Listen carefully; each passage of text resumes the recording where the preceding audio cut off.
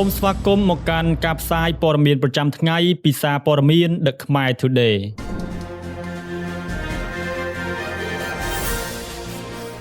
គីម ចុងអ៊ុនប្រកាសសាងសង់នាវាចម្បាំង 10000 តោននិងបំពាក់អាវុធនុយក្លេអ៊ែរដល់កងទ័ពជើងទឹកមេដឹកនាំកូរ៉េខាងជើងលោកគីម ចុងអ៊ុនបានប្រកាសថាប្រទេសរបស់លោកនឹងបំពាក់អាវុធនុយក្លេអ៊ែរដល់កងទ័ពជើងទឹកនិងបន្តសាងសង់នាវាចម្បាំងទំនើបដែលមានទំហំធំជាងមុនខណៈទីក្រុងព្យុងយ៉ាងកំពុងពន្លឿនកម្មវិធីពង្រីកសមត្ថភាពយោធារបស់ខ្លួនការប្រកាសនេះធ្វើឡើងក្នុងពិធីដាក់ឲ្យប្រើប្រាស់ជាផ្លូវការនាវាពិឃាតឆូយុននៅកំពង់ផែណាមផូកាលពីថ្ងៃទី23 ខែមិថុនាឆ្នាំ2026នាវានេះគឺជានាវាចម្បាំងប្រភេទទម្ងន់ 5000 តោនមួយក្នុងចំណោមនាវា2គ្រឿងដែលកូរ៉េខាងជើងបានបញ្ចេញកាលពីឆ្នាំមុនយោងតាមទីភ្នាក់ងារសារព័ត៌មានរដ្ឋ KCNA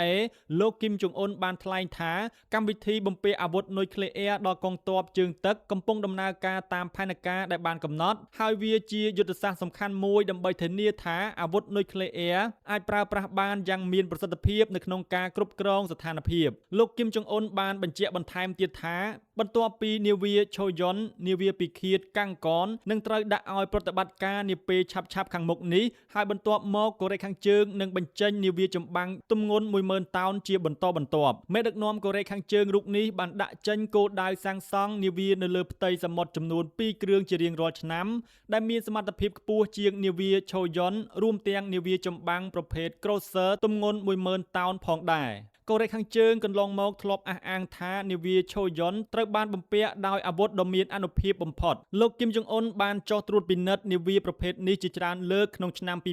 2026និងបានតាមដានការបាញ់សាកល្បងមីស៊ីលគ្រោះពីលើនាវាកាលពីខែមេសាកន្លងទៅអ្នកជំនាញកិច្ចការកូរ៉េខាងជើងលោកលីមអ៊ុលឈុលបានវាយតម្លៃថាការពង្រឹងសមត្ថភាពកងទ័ពជើងទឹករបស់ព្យុងយ៉ាងមានគោលបំណងសំខាន់នៅក្នុងការទប់ស្កាត់និងរារាំងការអន្តរាគមន៍យោធារបស់សហរដ្ឋអាមេរិកក្នុងករណីមានជម្លោះនៅឧបទ្វីបកូរ៉េលោកបានបញ្ជាក់ថាប្រសិនបើកូរ៉េខាងជើងអាចដាក់ពង្រាយមីស៊ីលគ្រោះបាញ់ចេញពីនាវាដែលបំពាក់ក្បាលគ្រាប់នុយក្លេអ៊ែរយុទ្ធសាស្ត្រនោះវានឹងបង្កើនសម្ពាធយ៉ាងខ្លាំងក្លាដល់កងកម្លាំងការពារជាតិរបស់កូរ៉េខាងត្បូងនិងសហរដ្ឋអាមេរិកព្រមទាំងធ្វើឲ្យការការពារនិងការទប់ស្កាត់ការគំរាមកំហែងមានការចំណាយកាន់តែខ្ពស់ការប្រកាសរបស់លោកគីម ចុងអ៊ុនធ្វើឡើងបន្ទាប់ពីលោកបានសន្យាពន្លឿនការធ្វើទំនើបកម្មយោធាក្នុងកិច្ចប្រជុំគណៈបកពលករកូរ៉េដោយចោទប្រកាន់សហរដ្ឋអាមេរិកនិងកូរ៉េខាងត្បូងថាកំពុងជំរុញឲ្យឧបទ្វីបកូរ៉េឈានទៅដល់គែមនៃសង្គ្រាមនុយក្លេអ៊ែរ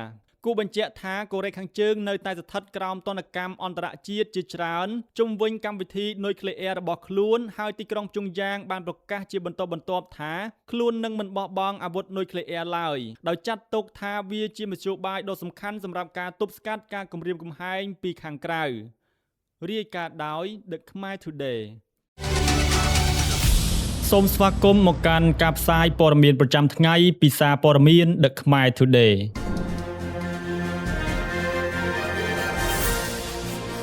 អ៊ីស្រាអែលចង់ពង្រឹងទំនាក់ទំនងជាមួយកម្ពុជាខណៈបច្ចេកវិទ្យានិងកសិកម្មក្លាយជាវិស័យស្នូលអ៊ីស្រាអែលបានបង្ហាញបំណងពង្រឹងនិងពង្រីកទំនាក់ទំនងជាមួយកម្ពុជាឲ្យកាន់តែស៊ីជម្រៅថែមទៀតដោយផ្ដោតជាពិសេសលើវិស័យបច្ចេកវិទ្យាកសិកម្មនិងការគ្រប់គ្រងធនធានទឹកដែលត្រូវបានចាត់ទុកថាជាវិស័យដ៏មានសក្តានុពលសម្រាប់កិច្ចសហប្រតិបត្តិការរវាងប្រទេសទាំងពីរការបញ្ជាក់ជំហរនេះធ្វើឡើងក្នុងជំនួបរវាងសម្ដេចមហាបវរធិបតីហ៊ុនម៉ាណែតនាយករដ្ឋមន្ត្រីកម្ពុជានិងលោកស្រីអាឡូណាហ្វីសកម្មឯកអគ្គរដ្ឋទូតអ៊ីស្រាអែលប្រចាំកម្ពុជាកាលពីរសៀលថ្ងៃទី23 ខែមិថុនាឆ្នាំ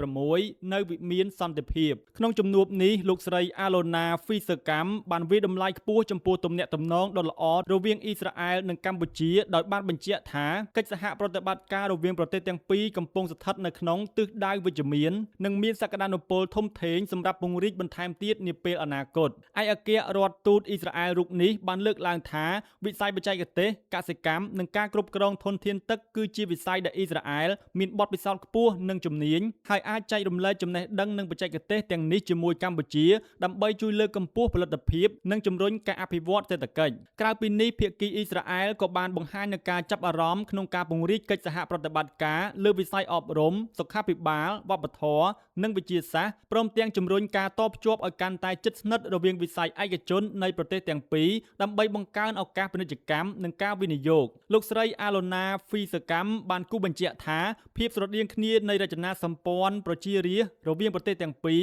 ដែលមានយុវជនជាច្រើនគឺជាកត្តាជំរុញដ៏សំខាន់សម្រាប់ការបង្កើនកិច្ចសហប្រតិបត្តិការថ្មីៗនិងការអភិវឌ្ឍធនធានមនុស្សនាពេលខាងមុខជាការឆ្លើយតបសម្ដេចធិបតីហ៊ុនម៉ាណែតបានសម្ដែងនូវការពេញចិត្តចំពោះវឌ្ឍនភាពនៃទំនាក់ទំនងកម្ពុជា-អ៊ីស្រាអែលនិងបានគាំទ្រចំពោះការពង្រីកកិច្ចសហប្រតិបត្តិការលើវិស័យសក្តានុពលជាច្រើនជាពិសេសគឺវិស័យកសិកម្មបច្ចេកវិទ្យានិងការគ្រប់គ្រងធនធានទឹកដែលអាចផ្ដល់ផលប្រយោជន៍ជាក់ស្ដែងដល់ការអភិវឌ្ឍរបស់កម្ពុជាសម្ដេចធិបតីហ៊ុនម៉ាណែតក៏បានអះអាងបន្ថែមទៀតថារាជរដ្ឋាភិបាលកម្ពុជានឹងបន្តគាំទ្រយ៉ាងពេញទំហឹងចំពោះកិច្ចសហប្រតិបត្តិការដែលមានស្រាប់និងស្វាគមន៍ចំពោះគំនិតផ្ដួចផ្ដើមថ្មីៗដែលអាចជួយពង្រឹងទំនាក់ទំនងទ្វេភាគីឲ្យកាន់តែរឹងមាំនិងផ្ដល់ផលប្រយោជន៍រួមដល់ប្រជាជននៃប្រទេសទាំងពីរជំនួបនេះបានឆ្លុះបញ្ចាំងពីការបដិញ្ញាចិត្តរវាងកម្ពុជានិងអ៊ីស្រាអែលក្នុងការពង្រឹងទំនាក់ទំនងភាពជាដៃគូវិស័យសំខាន់ៗ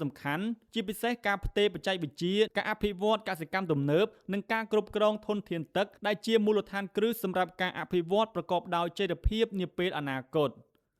រាយការណ៍ដោយ The Khmer Today